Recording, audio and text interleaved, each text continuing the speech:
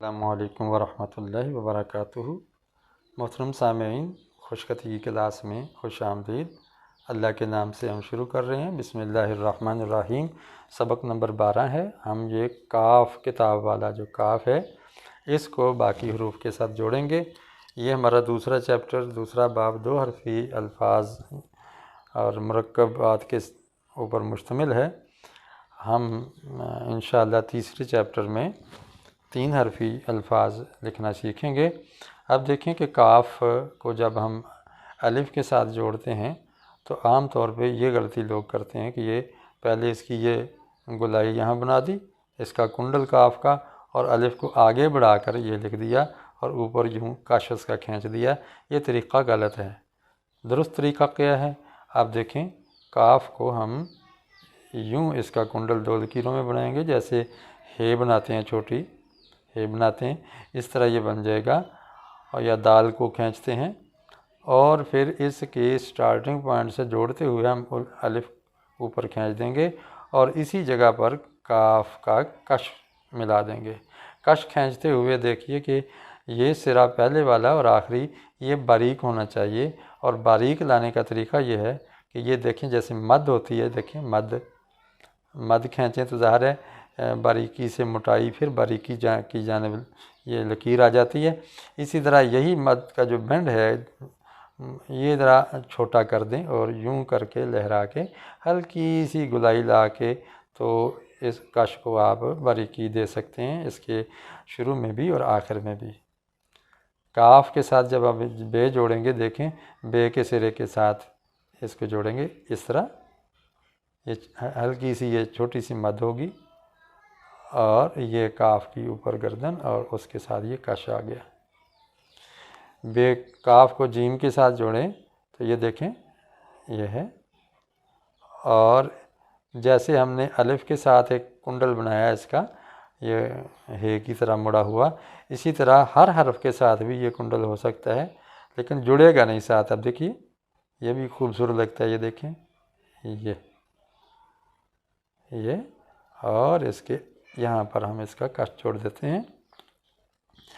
अब काफ के साथ दाल जोड़ें तो एक ये तरीका है, ये वाला, यानी इसकी गर्दन सीधी है और यहाँ इसकी गर्दन मुड़ी हुई है, देखिए ये। और दाल से पहले जो भी हरफ जुड़ेगा बताया गया कि वो लकीर के साथ लाजमी जोड़ना है। यहाँ लोग गलती कर जाते हैं। अगर ये फ़र्क नहीं करेंगे तो काफ और दाल और रे में फ़र्क नहीं रहेगा। देखें रे में लिखने लगा हूँ, ये देखिए, चूँकि रे और दाल की जसामत बुनियादी तौर पर एक तरह की है जब वो जुड़ के आए, लेकिन फ़र्क कैसे करेंगे कि दाल के नीचे हम हरफ को जोड़ेंगे और रे के सर के ऊपर जोड़ेंगे।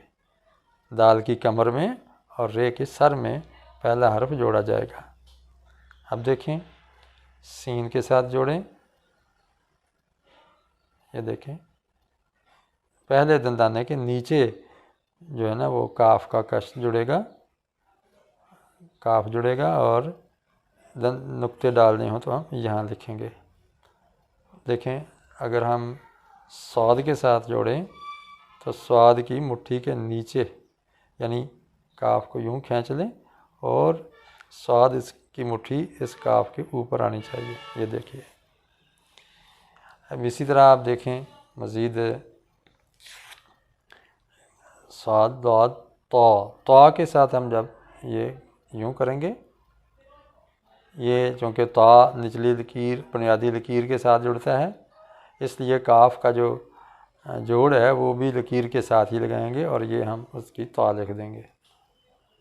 आइन को यूँ जोड़ लिखेंगे, आइन चूँकि बड़ा हरफ है और ज़्यादा जगह घेरता है, इसलिए ये ऊपर से काफ को शुरू किया जाएगा, जो पहली लकीर है इससे भी ऊपर से, और ऐन की नोक आगे को होगी और गुलाई ऐन के सर की पीछे होगी।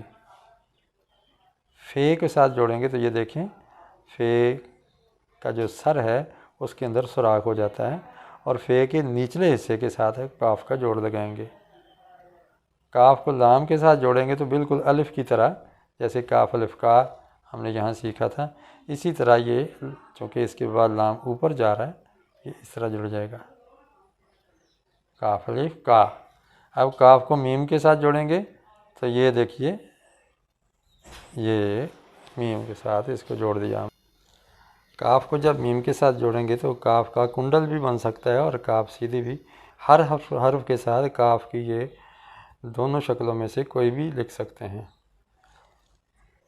काफ के साथ जब नून जोड़ेंगे, ये देखिए, अगर सीधा काफ होगा तो यूँ, ये जो है ये बहुत ज़्यादा लंबा नहीं होना चाहिए, ये फासला बिल्कुल एक बे के दंदाने जितना ही काफ का ये जोड़ होगा, इससे बड़ा नहीं होगा।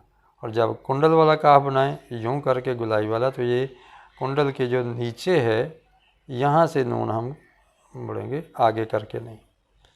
अब देखें, वो काफ वाव को वाव के साथ, ये देखें वाव के निचले हिस्से के साथ इसको जोड़ेंगे, यानी उसके जैसे हमने काफ के साथ जोड़ा था इसी तरह वाव के सर के नीचे काफ का जोड़ लगेगा। और ये कश खींचते हुए खुसूसी ख्याल रखना, बाद लोग यहाँ से बाएं से दाएं को यूँ नीचे से ऊपर को कश ले रहे होंगे, नहीं, ये गलत है। ऊपर से नीचे की तरफ कश लगाना चाहिए और उसका भी एक मुनासिब साइज़ होना चाहिए। ये देखें, तकरीबन ये 4 कत बड़ा ये कश है। और जब कुंडल वाला वाव हो तो यूँ करके ये इस कुंडल की जो चूंच है गोया वो वाव के सर पे लग रही है। काफ है के, ये देखें, और कुंडल वाला हो तो ये, तो हे जो है वो मद की तरह छोटी सी मद बन जाएगी। आप काफ छोटी एक के का को भी लिख के दिखा देता हूँ ताकि आप इसको भी देख के थोड़ा सीख जाएं। ये देखें, ये इस तरह होगा। अगर जो इसकी गर्दन सीधी रखनी हो तो फिर यूँ आएगी। जब इसके साथ जोड़ेंगे तो या का सीना बिल्कुल इधर ज़्यादा नहीं होगा और ना ही पीछे हटा हुआ होगा, तकरीबन इसके बराबर ये जो या का सीना बढ़ेगा, आगे को ज़्यादा फैला नहीं देंगे। तो ये था काफ को बाकी हरूफ के साथ जोड़ने का तरीक़ा, और इसकी मशक भी आपके सामने हो गई है। आप इसी तरीके से आप वीडियो भी देखते रहिए और उसके साथ मशक करते रहिए, तो इंशाअल्लाह आपकी लिखाई में बेहतरी आ जाएगी। अगर काफ को गाफ बनाना हो तो इसके ऊपर कश खींच दें, और दूसरा कश गाफ का 2 तरीके से होता है। एक ये भी तरीका है और बाज़ लोग खूबसूरती के लिए ये इसके साथ भी यूँ जोड़ देते हैं। ये दोनों तरीके ठीक हैं, यानी गाफ लिखनी हो तो काफ के साथ ही दोनों कश उस कश को मिला देते हैं, तो ये भी एक तरीका ठीक है। ये नॉर्मल ज़्यादा बेहतर है ताकि कोई उलझन में पढ़ने वाला परेशान ना हो। तो हजरात, ये था काफ को इसके साथ जोड़ने का तरीका। लाम का मैं अलग सबक नहीं दूंगा, क्योंकि लाम का जो इतना हिस्सा वो तो काफ की तरह ही है, तो बाकी सारा फंक्शन वही है। लाम का कुंडल नहीं बनता यूँ करके। अब देखिए, लाम अलिफ ला, ये जोड़ेंगे लाम अलिफ ला, तो ये चूँकि अलिफ लकीर के साथ टच होता है आखिरी बेसिक लकीर के साथ, तो हम लाम को नीचे तक ले जाएंगे और अलिफ यूँ उसके एंड पे सीधा लिखेंगे और उसकी नोकें भी वाज़ेह होनी चाहिए। अलिफ का स्टार्टिंग पॉइंट और एंडिंग पॉइंट दोनों ही नोकदार होने चाहिए, और ये इस तरह लाम, बाकी वही फंक्शन है लाम के साथ जोड़ने का। ये देखिए, तो मैंने वक्त बचाने के लिए आपका लाम का भी, अब इसको काफ भी बना सकते हैं, ये लाम भी रह गया। तो ये है तरीक़ा काफ और लाम का। लाम मैं यहाँ ट्रेस देता हूँ, लाम कैसे लिखेंगे देखें। चलें, ये सबक का हिस्सा बन जाए। ये देखिए, डबल लिखाई में हम इसका लाम का अलिफ बना लिया और यहाँ हम लाम की गोलाई बना रहे हैं।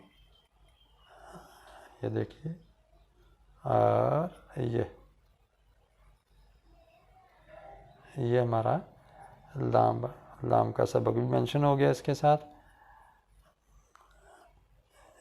ये देखिए, ये तो लाम, काफ और लाम के टाँके का एक ही तरीका है। अल्लाह ताला आसानियाँ पैदा फरमाए, इस सबक को आगे बढ़ाइए, लोगों तक फैलाइए। अपने अजीज़ व क़ारब को, छोटे बच्चों को ख़ास तौर पे ये सिखाइए। अस्सलामु अलैकुम व रहमतुल्लाहि व बरकातुहू।